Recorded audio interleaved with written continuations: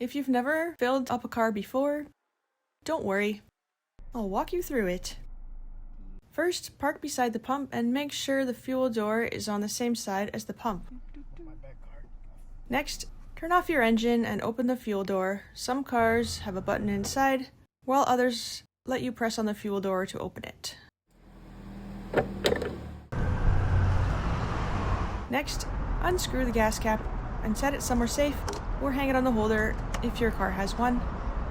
Before you choose a fuel grade, make sure you know what your vehicle needs.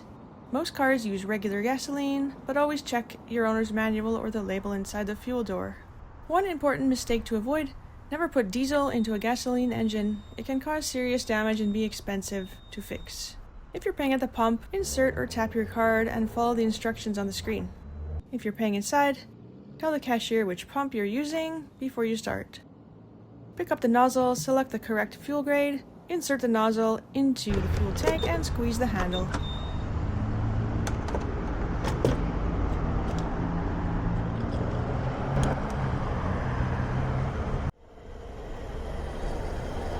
The pump will automatically stop when the tank is full.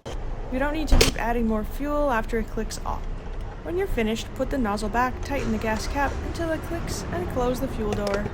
And that's it! Filling up your car is actually pretty simple once you've done it a few times.